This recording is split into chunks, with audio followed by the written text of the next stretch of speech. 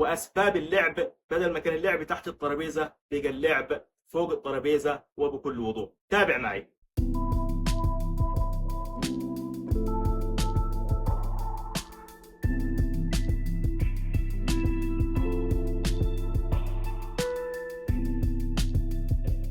اليوم وانا بتصفح الفيسبوك من شويه بشوف الحالات اللي فيه، طلع لي 3 حالات ورا بعض. ال3 حالات دول سبحان الله ورا بعض، وبيشرحوا بكل تاكيد الخطه المتخذه للتغلب في الحرب دي. مبدئيا كده شوفوا ال3 حالات دول في الفيديو القصير ده، وتعالوا نتكلم مع بعض شفنا ايه مع بعض. بيحصل ما بين إسرائيل وإيران. الدرونز برضو فيها لاعب رئيسي، تكلفة قليلة، النتائج مدمرة، والمعادلة بقت التكنولوجيا بتساوي قوة عسكرية جديدة. اللي بيحصل في أوكرانيا وروسيا هو نموذج لحروب الحاضر والمستقبل، والذكاء الاصطناعي بيدير المعركة. الأقمار الصناعية بتوجه الضربات، والدرونز بقت جنود إلكترونية بتنفذ عمليات. أنا قريبة منك، لو حصل تفاهم ممكن نتقابل. يلا مستنياك هنا، اجي. مرحبا بيك. احيانا الملحد يقول لك بص انا مؤمن بالسببيه، ماشي انا مسلم معاك بالسببيه وهبنيها على المقدمات الاول الضروريات المنطقيه لكنها تسري داخل العالم، لكن احنا ما نقدرش نعرف قبل نقطه. اهلا بكم مره اخرى.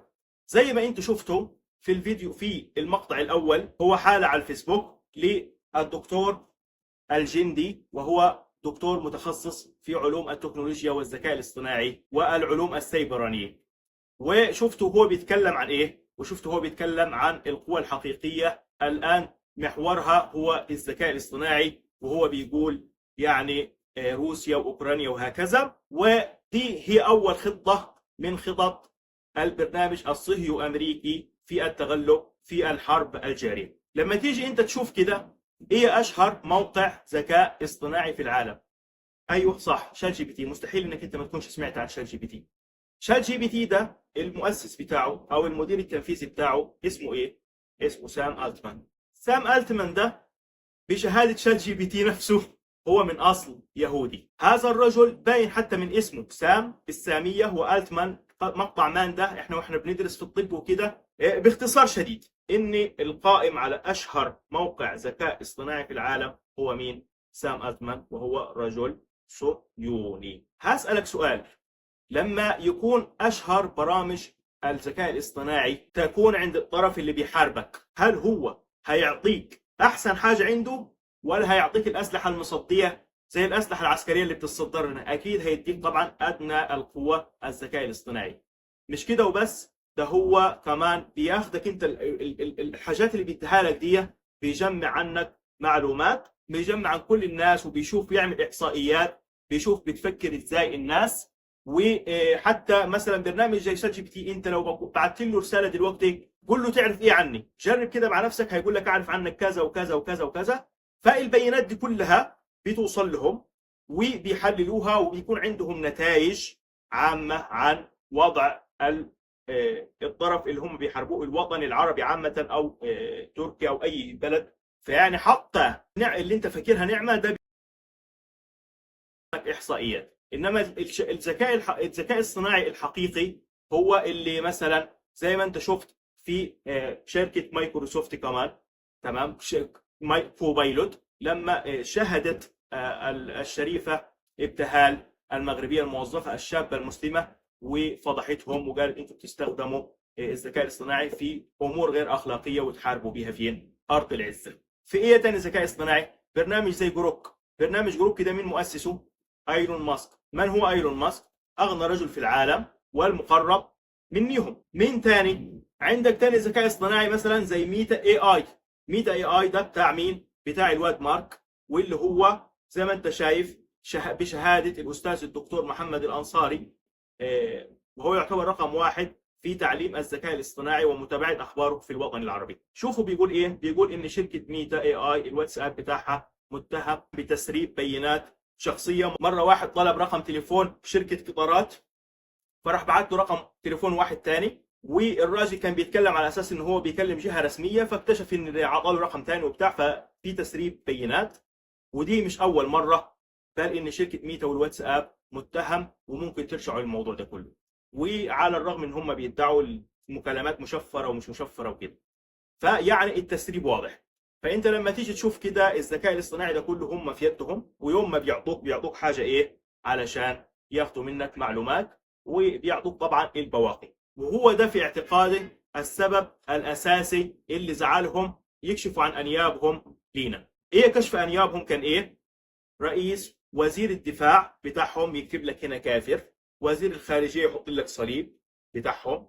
صح حصل ولا ما حصلش؟ الحرب بالمفتوح، الاغتيالات والهجوم الغير مبرر على ارض العزه او على اي بلاد تاني، ده كله سببه في اعتقاد الشخصي هو ثوره الذكاء الاصطناعي. خايفين تتسحب من يدهم وتطور عن طريق دول مخالفه لهم وعقول مخالفه لهم، زي ما تم تطوير طائرات حربيه في تركيا، وتم تطوير سلاح نووي بنسبه 60% في ايران، وزي ما تم تطوير سلاح نووي في باكستان. هم خايفين يحصل برضو تطور في مجال الذكاء الاصطناعي. دي اول حاجه. لما تيجي للحاله الثانيه في الفيديو تجد انه هو اعلان على الفيسبوك قبلني لبرنامج مواعدات. اللي يلفت نظرك في الموضوع ده هو توجيه تلك البرامج لفئات معينه. ازاي؟ برضو مش فاهم. يعني انا على الرغم ان انا في تركيا وعايش في تركيا، الا ان هو جايبه لي انا ايه بالعربي، وده في ايه، وده في انتهاك لبيانات الخصوصيه. شايفني بكتب بالعربي فقال لك بس يبقى ده عربي وهنديله اعلانات بالعربي ونديله برامج مواعده بالعربي، في حين ان صاحبي التركي اللي جنبي هيجي له برضه برنامج مواعده بس هيجي له بيتكلم بايه؟ بالتركي، على الرغم ان احنا الاثنين عايشين فين؟ في تركيا. الفئه العمريه شايفني شاب ب 30 سنه فقال لك بس يبقى ده ايه، انا هوصل له بالطريقه دي. الحاله الاقتصاديه يستغلون الحاله الاقتصاديه بتلك برامج المواعده، وبالتالي يفردون الفرد والاسره. طب هيفرد الفرد والاسره ازاي؟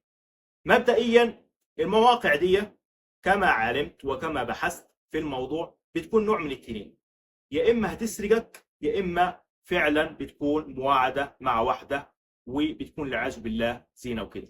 لو في سرقه بتتم كالاتي: بيعطيك كريدت، مجموعه معينه من كريدت مجاني كده، وبالفعل بتتكلم في الموقع المواعده مع شخص حقيقي، مع واحده حقيقي، وتكلمك وتودي وتجيب في كلام، بل هم بينططوا عليه كده، ده يبعث لك وده يبعث لك وده يبعث لك، يقول لك جاي لك اتصال من هنا، جاي لك اتصال من هنا، كله ده عاوز ايه؟ تتكلم معاه. وبمجرد ما تفتح الكلام معاه هم باسلوبهم، اسلوب كلامهم، يخلصوا لك ايه؟ يسترسلوا معاك في الكلام، تخلص الكريدت وبيقول لك ايه؟ خلاص قفل، انت تعوز تتكلم تاني تدفع من جيبك. اول حاجه يهلكون ايه؟ اموالك.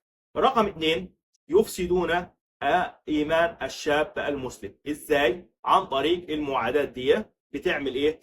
بتدفعهم للزنا والعياذ بالله، وبالتالي الايمان راح. امراض جنسيه فتاكه مثل الايدز وهبه بي وهبه سي تنتقل وتدمر الفرد، وتنتقل الى اسرته فتدمر الاسره، وتنتقل الى الرضيع فتدمر الاسره باكملها ونسلها.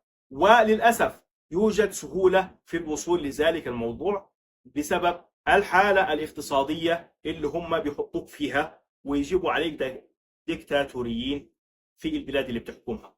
واذا منعت بلاد مثل تركيا تلك المواقع يقولون هو حجر للحريات. اما في بلادنا فكما ترون يستغلون الشباب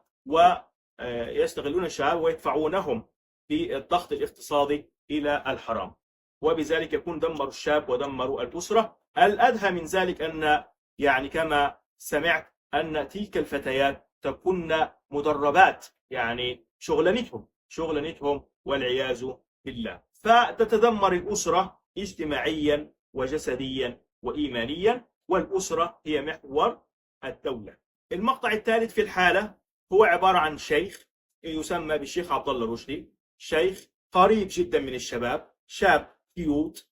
انظر ماذا يتكلم ويتحاور مع ملحد، وكأن مشاكلنا مع المسلمين اتحلت وكلنا ما شاء الله بنصلي في الجامع وكلنا مجاهدين في سبيل الله وكنا هندخل الفردوس الأعلى، ولم يبقى إلا الملحد الذي نناقشه وهو يعلم في قرارة نفسه أن الإسلام على حق، وهو يعلم في قرارة نفسه أن ذلك عندا منه. والدليل على ذلك ارجعوا للفيديو الحوار المناظرة مع من يدعي الإلحاد بما يسمى أحمد حرقان. شوفوا بنفسكم كيف هو يعلم في قرار نفسه الحقيقة ويقطع الكلام حتى لا أظهر الحقيقة للمشاهدين. في الحقيقة أنا مش مشكلتي مش مع أحمد حرقان ولا الملحد ولا كده، بدليل إن الإلحاد ده آخر بند أنا بتكلم فيه، وما فيش غير فيديو واحد عن الإلحاد وهو المناظرة دي، وكانت مناظرة قديمة. ولكن مشكلتي مع من هم قريبين من الشباب أمثال الشيخ عبد الله رشدي وغيره، ويتركون أمور الأمة وإصلاح الشباب والوقوف على قضايا الأمة ويعطون الأولوية لهؤلاء الشباب كما ترون في الحالة. وهذا مخالف لديننا، لأن الله عز وجل قال وأنذر عشيرتك الأقربين، وقال الأقربون أولى بالمعروف، وقال وآت ذا القربى حقه. إذن كل تلك الآيات تأمرنا بالأمر بالمعروف والنهي عن المنكر للقربى أولا، ولا شك أن المسلم هو أقرب إلينا من غيره الكافر الملحد. فأين فقه الأولوية؟ ولا السبب مش عاوز أدخل في النيات، ولكن هقول لكم شيء وانتوا اعرفوا بنفسكم الرسالة اللي عاوز أوصلها في مشايخ السوشيال ميديا دي. الفيديو اللي كلمتكم عنه ده فيديو الإلحاد عامل مشاهدات أكتر 10 أضعاف من تاني فيديو لي في القناة، يعني معدي 1000، وأنا في أحسن فيديو عندي جايب 100-120 بالكثير جودة، وجايب 200 ساعة مثلا في الإلحاد.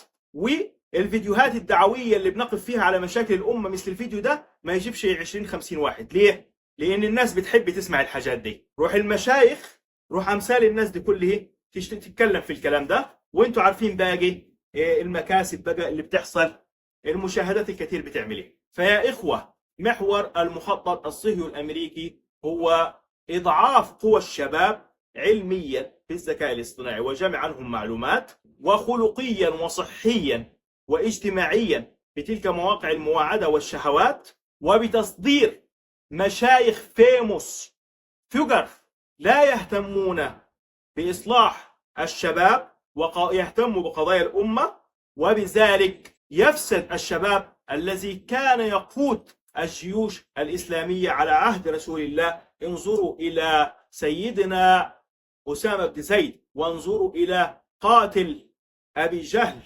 عندما تصارع الصحابين الجليلين رحمهم الله وجمعنا بهم في الفردوس الأعلى. أقول قولي هذا وأستغفر الله لي ولكم. لو وجدت المحتوى مفيد شاركوا، وجزاكم الله خيرا. كان معكم الدكتور عبد الرحمن أيمن من تركيا. السلام عليكم.